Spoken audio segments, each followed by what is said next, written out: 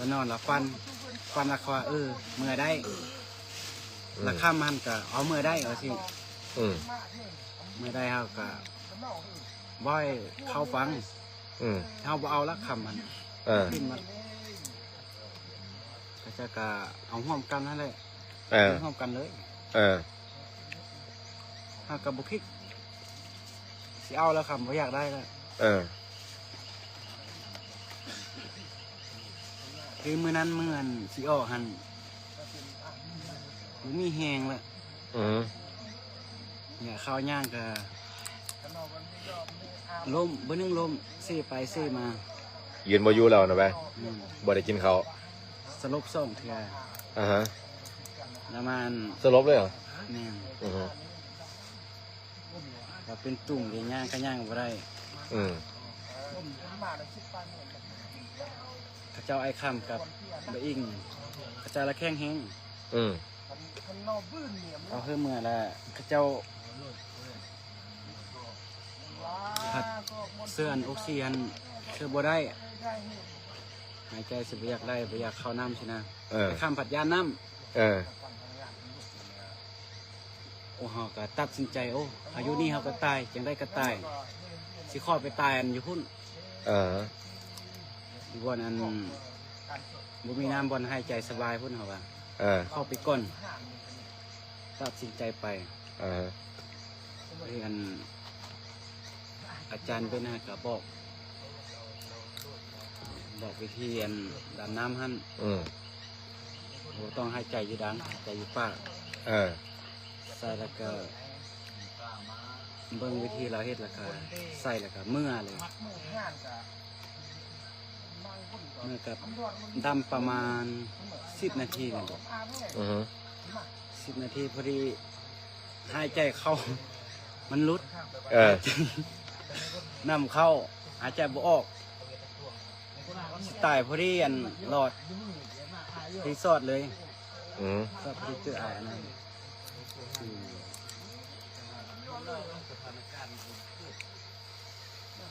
จังได้บัดเนี่ยโล่งอกดีใจหลอดมุดน้ำมากเลยมาเจอด้านนี้ยังถ้ามุดกี่ตมมุดผู้คิดว่าสิบุมีน้ำเลยหอดอยู่หันคิดว่าสิบุมีเลยเงินไอพระบามีอยู่หันนี่ดำหน่อยเดียวหนาวสิตายแต่นั้นสั้นปกติก็มีแต่อ่อนเพลียแข็งแห้งจำได้หมดบ่ได้ยินโทรศัพท์หันมือนึงเข้าหม้อเอาโทรศัพท์แม่ไปเล่นเข้าเฟซเบื้องหน้าตัวเองลืมตัวเองจอยแห้งมีหลงเจ้าของว่าจำเจ้าของว่าอะไรว่าจอยไหล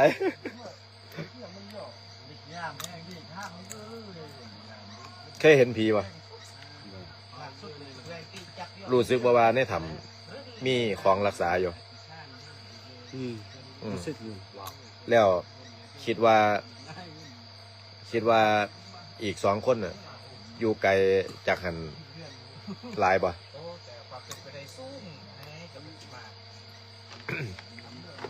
น้องก็บุเคยไปจากเครื่องมีแต่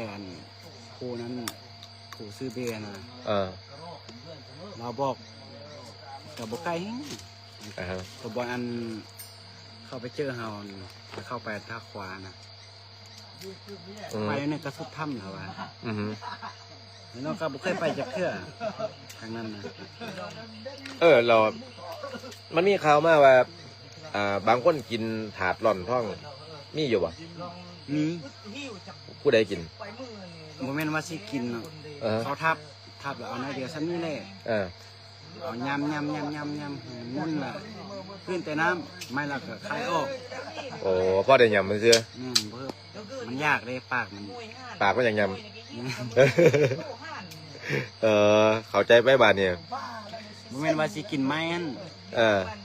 เขาไม่ได้ยำไหมเขาไม่ได้กินไหมเข้าใจป่ะครับมีแต่ยำเขาทุบให้มันนุ่มพอได้มีแนวยำพอได้มีแนวเคี้ยว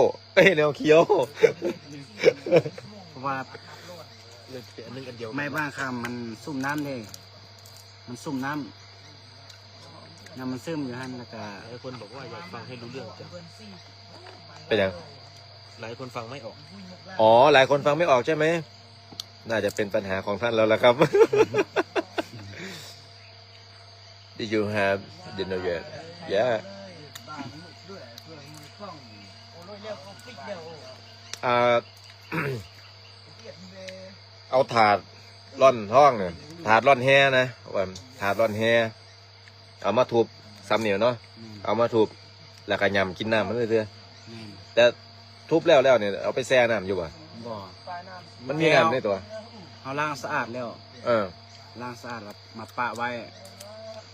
เอาไว้ฮะผมแม่นว่าสิกินหลายย่ำแต่น้อยเดียวนี่ ย่ำแล้วก็มันมุนเนาะมุนแล้วก็ไม้ตัวมันแข็งเราก็คายออกตัวมันมุนแต่คืนกินน้ำน้อยเดียวเขาบ่ได้กินหลายเมื่อเธอก็ย่ำกับบ่ได้คืนคายออกว่าแควมันอยากย่ำตลอดมันอยากเข้าบางคนก็ย่ำลิ้นแต่น้องบ่ได้กินเลยนะ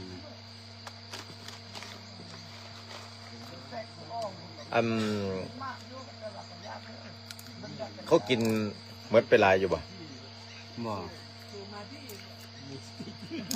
กินแต่น้อยเดียว รับชมดูอิตาลีจ้า รับชมจากอิตาลีบ่การสวัสดีพี่น้องกองไปเศร้าอิตาลีทุกผู้ทุกคน ตอนนี้อะไรสดอยู่หนาธรรมพระเจ้าเมืองไส้สมบูรณ์สปป.ลาวด้วยขน้อยเบาเหมือด อยากอย่าเกลียดเมื่อยมือแห้งแล้วรู้สึกว่าได้ชีวิตใหม่ปะซ้ำกับว่าเกิดใหม่ซ้ำกับเกิดใหม่ในชีวิตใหม่บัดนี้หลายคนก็ถามว่าสิกลับเข้าไปอีกบ่ฮะคิดสิครับไปเลยยืนยันได้พี่น้องออกมาแล้วจะบอกกลับเข้าไปอีกย่านเนาะทำอิดเอาไปมันก็บ่ได้รู้สึกย่านอย่างอยู่ผู้เดียวก็บ่รู้สึกย่านอย่างตอนน้องสิออกนี่ก็สบายบ่รู้สึกอย่างนั้นว่าสิรู้สึกเครียดนั่นนี่นั่นมีแต่อยากเข้าอยากเข้าแล้วก็กันคิดว่าบ่มีคนมาช่วยมีแต่ตายจากรู้สึกว่าน้ำมันซ้ำนี่มันบ่ลงอ่ะออกบ่ได้ละเอาละคิดได้แล้วคันถึงทางประเทศลาวเพิ่นมาช่วยก็ช่วยซ่าช่วยได้มีแต่ได้กับบ่มีชีวิตแล้วคิดว่านั้นคันบ่แม่นต่างประเทศมาช่วยแต่สิว่าจังซั่นก็บ่แม่นดอกเพราะว่าที่พวกเขามาได้ก็ทางการลาวเพิ่นดูแลให้ทุกอย่างอำนวยความสะดวกเรื่องของการเดินทางแม้กระทั่งว่าเอายนต์ไปครับเอาเฮลิคอปเตอร์เนี่ยเอาห่อเนี่ยไปรับพวกเขาเพื่อให้ย่นระยะเวลาการเดินทางแล้วก็เข้าหน้างานได้เฮ็ดเวียกได้ไวขึ้นการช่วยเหลือได้ไวขึ้นก็จังเฮ็ดภารกิจได้สำเร็จได้ไวนะเพราะทางการเพิ่นก็อำนวยความสะดวกโดยเพราะว่าการมาเฮ็ดเวียกอยู่ต่างถิ่นต่างที่เอาพัสดุเอาอุปกรณ์มาหลายๆเนี่ยมันก็ต้องมีการตรวจสอบหลายต่อหลายอย่างเพิ่นก็อำนวยความสะดวกในหม้องนี้ให้เฮ็ดขามมาง่ายๆอันนี้ก็ต้องขอบคุณทางการลาวเพิ่นนำแล้วก็คนทั้งหลายเพิ่นก็ส่งกำลังใจจนเป็นข่าวดังทั่วโลกเพิ่นก็เป็นห่วงเพิ่นก็ติดตามข่าวอันนี้ก็ถือว่าเนี่ยเบิ่งจากยอดคนเขามาเบิ่งไล่เนี่ยบ่เป็นหยังได้ข้าเจ้าบ่มีเวียกนะข้าเจ้าเลยมานั่งเบิ่งโชว์ยอกบ่รู้สึกว่าสิดังปานนี้ข่าวดังทั่วโลกก็ให้ความสนใจบ่คิดว่าสิดังปานนี้แหละบ่ฮู้เลยว่าปกติคิดว่าเข้ามาช่วยปกติสินะก็ถามอีกแล้วว่าว่าเข้ามาช่วยออกได้แล้วก็แล้วก็ไปบ้านเลยมาพักกับบ้านเลยแล้วมื้อนั้นน้องยังว่าคิดอยากย่างผู้เดียวเขาสิห้ามขึ้นไปเท่านั้นน้องย่างได้อยากย่างออกกำลังกายใช่ไหมโอ้พี่น้องปองไปจากปากสั้นกับมาเบิ่งไล่ออสเตรเลียโอ้หลายหม่องหลายบอลตัวนี้ อยู่เมืองใดแขวงใดแน่ตอนนี้แบตเหลือ 12%เสียได้ลงไรเหรอได้ เอารายงานตัวก็ดู เหมือนกินอ้อยนั่นบ่กินแต่น้ำไข่แม่ล่ะกินแต่น้ำไข่เปลือกมันออกเพื่อเอาชีวิตรอดจริงๆน้ำอยู่หันกระไรอยู่ได้คือว่ากินน้ำรอดเป็นหย่ำให้หนัง มันอิ่มเหมือนน้ำมัน อ๋อแค่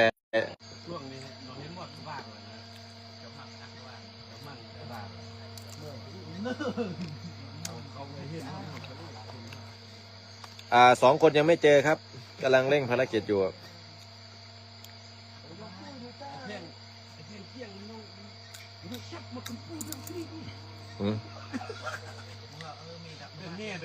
อยากบอกยังพี่น้องปองไปผู้เปิ่นติดตามบ่ ขอบใจเมื่อสุขคนเด้อที่เป็นห่วงติดตามเฮา ไม่ฝ่ายโปรแกรมเลย ฝ่ายโปรแกรมจังไงออกมาเหรอได้ฮะยังเป็นฝ่ายโปรแกรมมันไปเดี๋ยวแบตถึงมันละอันจากชาวลาวอาศัยอยู่ในไทยเจ้าจากชาวลาวอาศัยอยู่ในไทยโอเคเจ้าอยู่ไทยเด้อเดี๋ยวข่อยสิมาอยู่ลาวได้บัดนี้ เจ้าเมืองเสียที่ดินนี่แล้วบอกให้มาอยู่พี่แล้วสารวัตรบ่โอ้สวัสดีไทยสารวัตรสบายดีสรุปไปไหนไป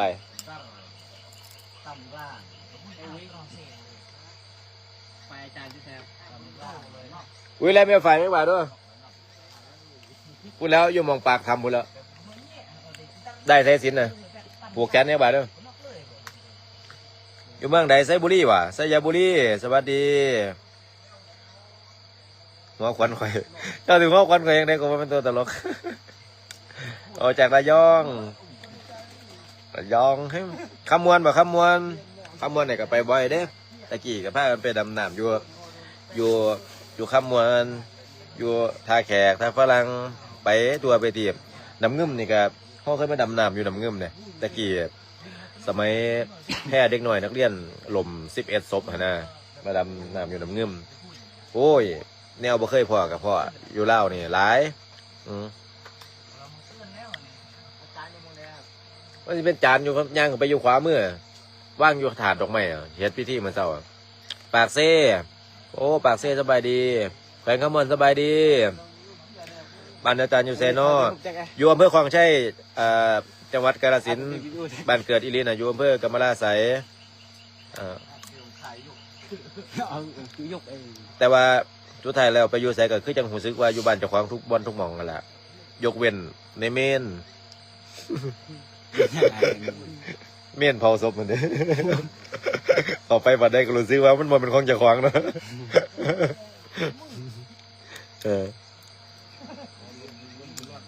FC อยู่เมืองอย่างเนี่ยเมืองแมทเมืองแมทโอ้อ่านเล่าเด้นิดหน่อยน้ำนั่นก็มันมีตาน้ำอยู่ในถ้ำไหมครับมันบ่ลดปันใดมันเติมเรื่อยๆฮะนะอีก4 คนเป็นอยู่บ้าน FC สะพานปันเยี่ยม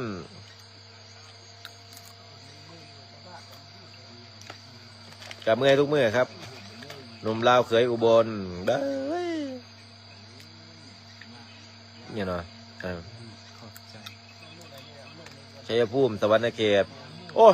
มาทุกแขวงเลยดิมาทุกแขวงเลยจะเฝ้าไปยังไงแบตไปสิเมื่อแล้วอยู่กันน้ำเงื่อมเจอยังบ่เคยเจอนักเงือกเคยเจอเงือกดำน้ำอยู่น้ำเงื่อมเนี่ยผมเคยเจอนักเงือกแต่ว่าโดยปกติแล้วส่วนตัวก็สิเป็นมิตรกันกับกลุ่มพญานาคเวลาลงก็สิเฮ็ดไปที่ขอบพื้นที่ไปก่อนเฮ็ดเวียกเฮ็ดยังอยู่แท้ก็สิขอบไปก่อนนะแล้วบัดนี้ก็ เมื่อนั้นก็พ่ออันเขาตัดไว้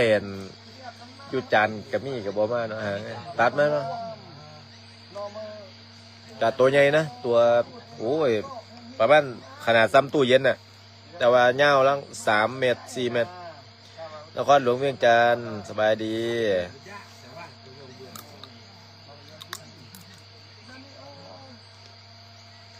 อัน FC มาจากไหนจัง พงศาลี อ๋อพงศาลีจากอุดรสวรรณเขต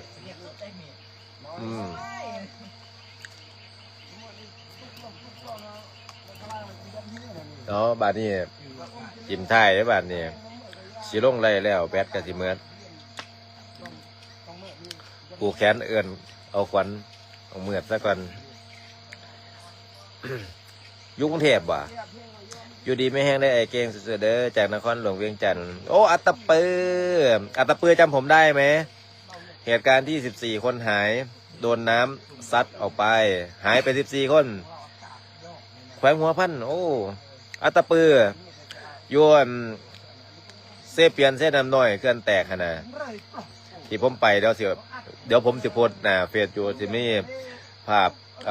คนหา14คนจนสำเร็จนะที่แรกทุกคนก็เข้าใจว่าบ่เหลือหรอกละบ่ยั่งละมันเอาไปอันกาที่มีรวบกู้ภัยใส่ชุดเขียวหมวกเขียวแล้วก็เด็กหน่อยผู้หญิงขี่หลังนะเฮานี่แหละแล้วบัดนี้อันนั้นไอ้กาจนคนเล่าเฮ็ดตุ๊กตาเป็นรูปสีแดงบ่แม่นสีเขียวเดี๋ยวจังสิปวดอยากไปเบิ่งอยู่หน้าเฟซอีกบ่ฮู้ว่ามื้อใด FC สวรรณเขต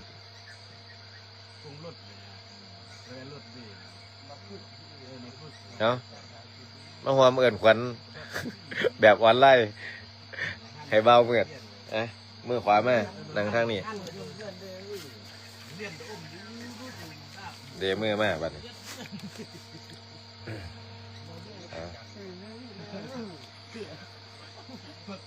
กวดนี้ดีกวดเขาเด้อบัดนี้ได้ชีวิตใหม่แล้วตัดโจพระพุทธเจ้าจงมาเป็นหนังมังสังพระธรรมเจ้าจงมาเป็นเนื้ออธิประสงค์ข้าเจ้าจงมาเป็นกระดูกตีเพชรคงคาอีสาวาสุสาวาอีปุตตปิติอีนาชาลิติปสิทธิลาภาปสันนจิตตาสดาหุนติปิยังมะมะสัพเพชนะภูชนะสัพเพดิสาสมาคตาการโภชนะวิการโภชนะกัจจันติปิยังมะมะนามะปะตะมะปะตะนะปะตะนะมะปะตะนะมะปะตะนะมะปะตะนะมะทานามะพะนามะอาอุมาอาอุนาอานามะอุอุนามะอานะโมพุทธายะโมพุทธายะอิรัสกะตารัสสิกุสุสติจัปปะกะสังติจงติหังจโตโรทีนั่งปียัตติยัตโนยัตนังยัตตังยัตติยัปฏิปริวตังเอสายัตติยัตติยัตโนยัตนังยัตตังยัตติยัปริวตังเอสายัตติยัตติยัตโนยัตนังยัตตังยัตติยัตติปริวตังเอสายัตติเอาอยู่ดีไม่แห้งได้ชีวิตใหม่แล้วเป็นผู้เป็นคนโอ้บุญคุณพ่อแม่นะบ่ต้องมาคิดน้ำบุญคุณของทางนี้ดอกไอ้คิดพ่อน้ำบุญคุณพ่อแม่แม่นระวังที่จะคล้องติดอยู่ในธรรมคนที่เป็นห่วงหลายที่สุดก็เป็นพ่อเป็นแม่เป็นญาติพี่น้องจะคล้องในสายเลือดนั่นแหละเด้อเอาให้รู้จักบุญคุณของประเทศชาติและบ้านเมืองเพราะเนื้อสิ่งอื่นใดก็คนทางการเล่าทางการรัฐและก็โดยภาคส่วนต่างๆของทางคนในพื้นที่เพิ่นก็เป็นไม้เป็นมือเป็นแขนเป็นขาเป็นผู้มีส่วนร่วมในการเฮ็ดภารกิจจนสำเร็จเอาพวกโตออกมาจนปลอดภัย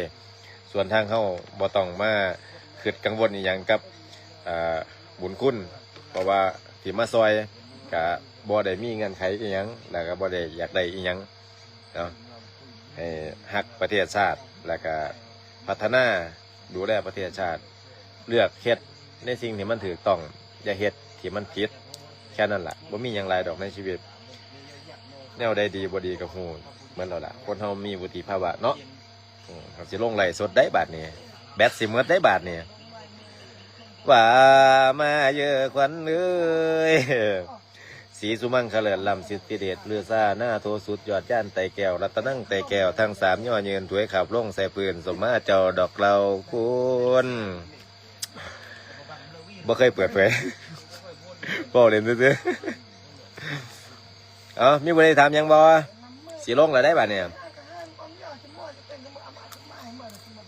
ยังเดือดสิมืดใช่ล่ะFC จากยังเนี่ยเชียงขวางอ๋อเนี่ยเชียงขวางอันนี้บริคำไส้บ้าข่อยอ่านภาษาลาวได้หมดเลยนะเราเรื่อง นางเงือกแน่นางเงือกเดี๋ยวเอาโอกาสต่อไปก็ได้แบตข่อยสิเมิดเสียงโอของเต่ากลับคืนเสียงโอของ เพิ่นว่าดันมินนี่ก็จะผมอ่านเล่าบอก ยังก่อนยังก่อน เท่าไหร่นั่นอายเก่งถ้าเมื่อใดเสร็จสิ้นภารกิจ น้องอยากพาไปเที่ยวเมืองเฟืองวังเวียงถ้าอ้ายมีเวลาเพื่อตอบแทนน้ำใจไปทันที ไปทันทีบ่เคยไปจักเทือบ่เคยไปจักเทือพาไปเด้ออันพี่น้องฟังไปทางใดอันอยากพาไปเที่ยวปักหมุดไว้ลงตารางให้ผมเนี่ยผมอยากไปผมว่าท่านได้ไปเที่ยวใส่จักเทืออยู่ทีมงานกับท่านได้ไปใส่อยู่มาอยู่นี่ เสร็จภารกิจไปอันเที่ยวอัน เนาะ วันมาไม่นับวันกลับไม่คิดคนข้างๆสะกิดเฮ้ยพวกเราอยู่11 วันแล้วเว้ยนอนอยู่หน้าถ้ำ นะมากับ7 ที เป็นนับวันกลับไม่รู้ผู้ใดล่ะอันแชทไว้เด้อผู้ใดลงผู้ใดนัดเที่ยวนั่นแชทไว้เนี่ยปักหมุดไว้เนี่ยผมสิได้ฮู้สิได้พาไปเที่ยวได้บัดนี้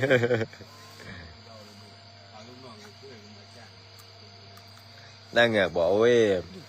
อันข้าวต่อไปโอ้นางเงือกแล้ว แต่ประเด็นนี้ทุกคนอยากรู้เลยคือนางเงือก ให้หัวว่าของอยู่ในเล่าของดีก็ร้ายแต่เรื่องใดเขาบ่ให้อย่าไปฝืนอย่าไปเฮ็ด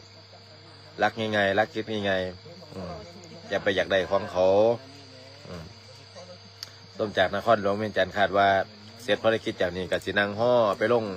เวียงจันทร์พุ่นละอารมณ์ดีคักอาจารย์มากเจ้าสิมาก่อยจังใด หยอก ทำท่าอารมณ์ดีไปสั่นละแนวเขียดกันหลายอยู่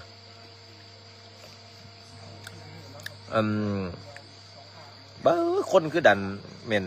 อันวังเวียงหลายท่านว่าเดี๋ยวขอสิไปซอยพัฒนาวังเวียงได้เบิ่นแล้ว อันดันเป็นหลายๆปักหมุดไว้เด้อหอดย่างบ่แม่นว่าเอิ้นหาผู้พาไปบ่มีได้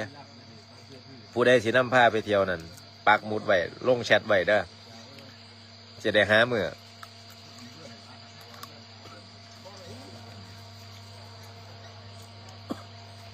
เอาละแบบมันสิหมดแล้วสิโง่โค้งเตากับคืนลงไหลสดเอวังก็มีด้วยประการาชนี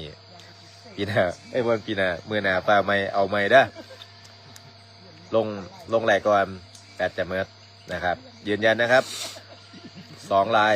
ยังค้นหาไม่เจอแต่ก็ยังคงเดินหน้าสู้ต่อไปนะครับจำไว้ no one left behind เราจะไม่ทิ้งใครไว้ข้างหลังจิงลี่เนวดายบ๊ายบายเสียงหัวของเต้ากับคืนอย่างอะไรก็ ลงอะไรยัง ลงไหลแล้วเอาโอเคลืมกดบ๊ายบายครับขอบคุณทุกการติดตามรับชมรับฟังครับ